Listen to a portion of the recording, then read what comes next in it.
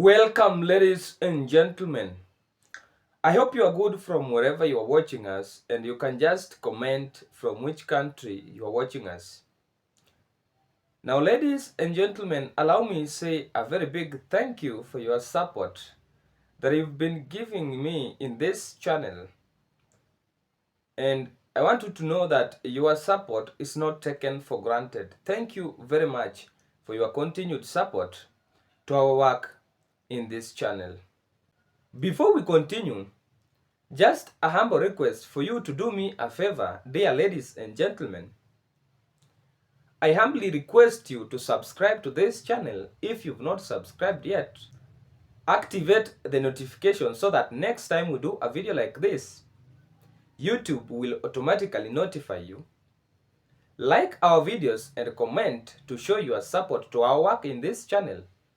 And to those who have already subscribed to this channel, we say thank you very much for your great support to this channel. I called this press conference today to tell Ugandans, to tell other people around the world, hoping that you can actually get a message through Uganda to the rest of the world,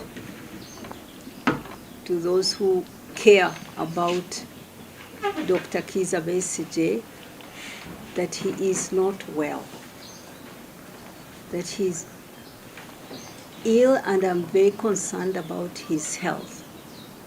Now, remember yesterday I did a certain video where I was trying to explain how inhuman Museveni is and how he dislikes justice. And in that video, the example that I used to explain those characters was an example of none other than Dr. Kizza Besigye.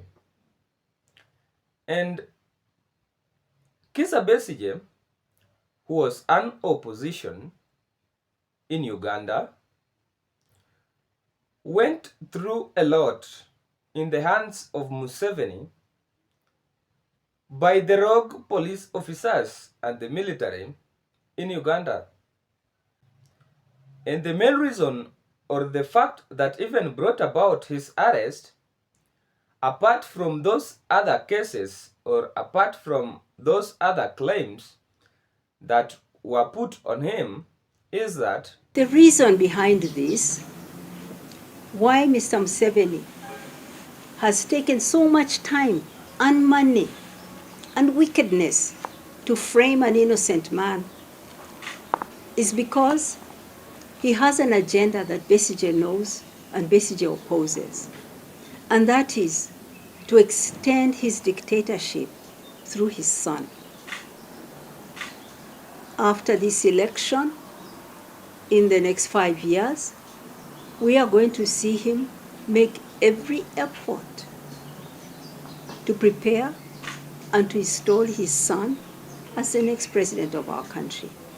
He's going to do this in many ways. One, handing him his party, the National Resistance Movement. He has enough sycophants and hungry people on the gravy train who will allow that.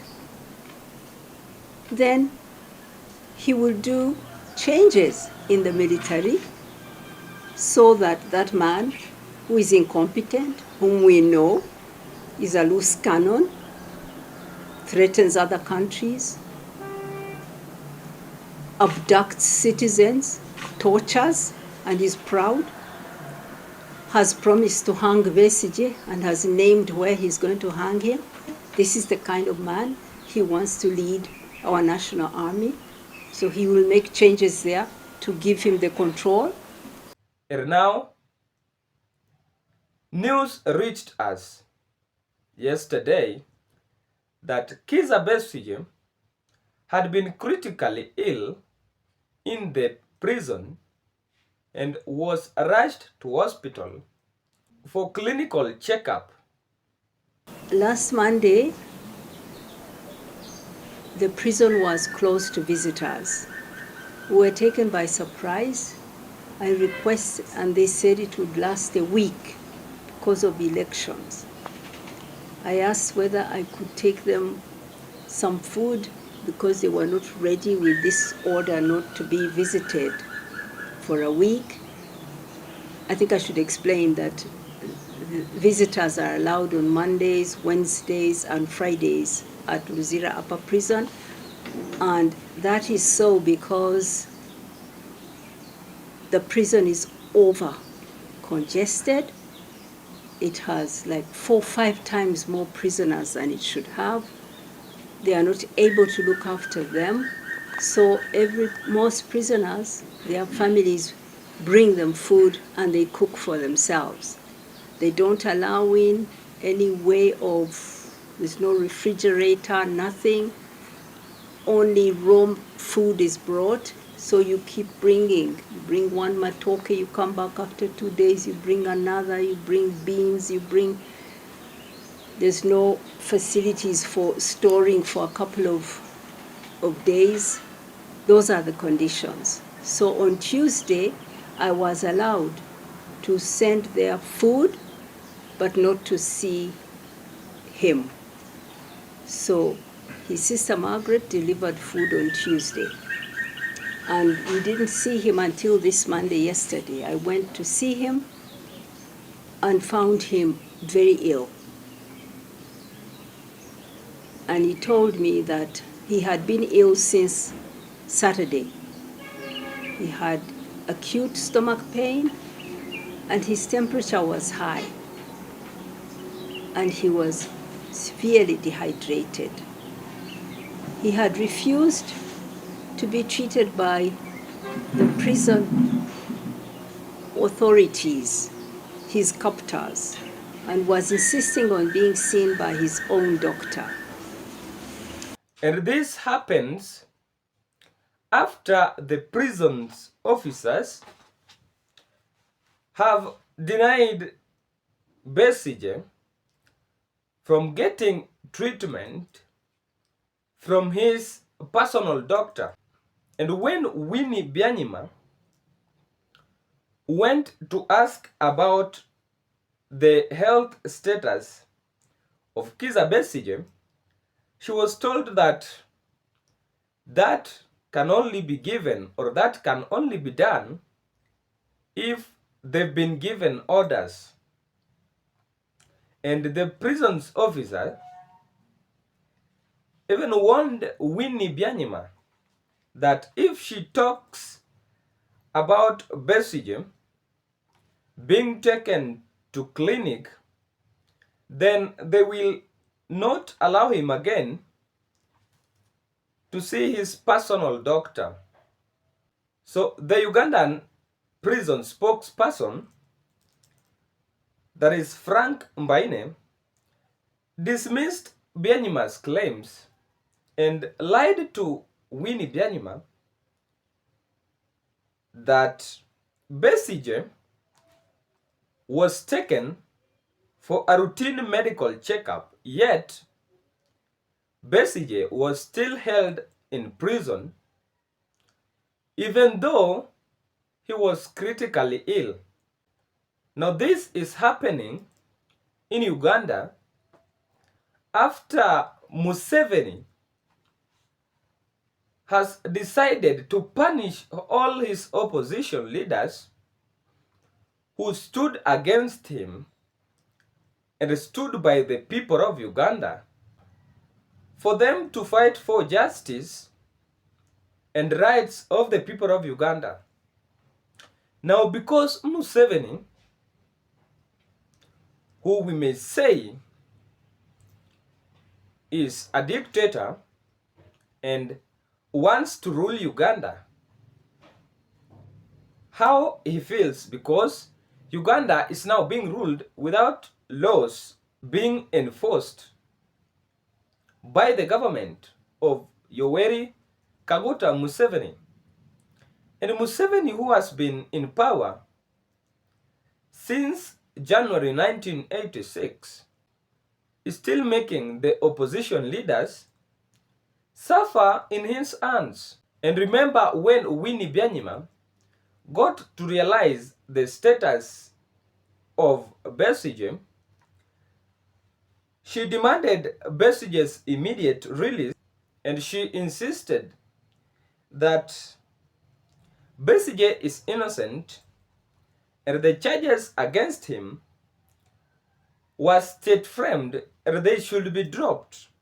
And I'm here to say to Mr. Museveni, enough is enough. Drop the, stop holding Besigye as your captive. Stop opposing his bail application. Drop that charge of treason against him. This is not the first time. 20 years ago, he was framed with treason. That was dismissed by the courts. Now, Museveni is back saying that Besigye wants to kill him. And we are going to see in court once again a lot of lies and fabrications being presented there, this time with a judge who is under instructions to convict him. Now Besigye, who has been a victim of police brutality in Uganda, and as Museveni and General Muhoozi said that they want to jail him till he dies, or they want to punish him by death, they are succeeding in their wish, how they wanted it, because now Besigye, right now, you heard Winnie Byanyima saying Besigye was not in a position even to stand straight because he lacked that energy. And to show how inhuman police officers are in Uganda and how inhuman Museveni and General Muhoozi are in Uganda, they still held up Besigye in prisons even though his health status was worsening. Now Winnie Byanyima, who used to go to visit Besigye in the prisons, maybe taking for him food and seeing him, on Monday, she was not allowed to see Besigye. Reason being that the police officers were telling her that Besigye is in good condition and that no one is allowed to see their person, and that will only be allowed after the elections will be done and over. So because Winnie Byanyima had that feeling that Besigye is not in good condition, she kept on disturbing the prison's officers so that she can get to see Besigye and affirm that Besigye is in good condition. But guess what? That is what came out, that Besigye was still held up in prisons even though his health status was in a critical position. Now, ladies and gentlemen, as General Muhoozi still keeps tweeting on how they want to kill those opposition leaders in Uganda and saying how they had only killed 22 people, which was a very low turnout to him, and he said that the next victim of death in their hands will be the 23rd person, who is none other than Bobi Wine.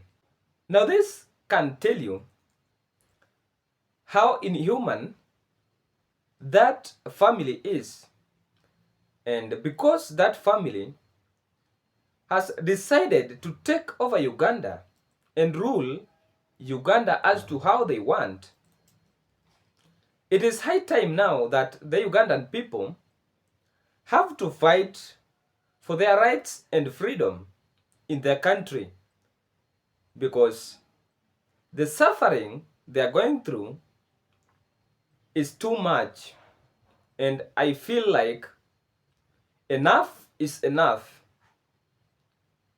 and everything that has its beginning must have its end. Now I say that the dictatorship of Museveni and his son General Muhoozi in Uganda has to come to an end. We will keep standing with the Ugandan people and Robert Chagulanyi so that their victory should be handed over to them, and we will be against that win of Museveni, even though his son is saying that they will kill the people of Uganda until Mzee, that is his father, he refers to him as Mzee, until Mzee says otherwise. Ladies and gentlemen, thank you for watching this podcast, and let us meet in the next video.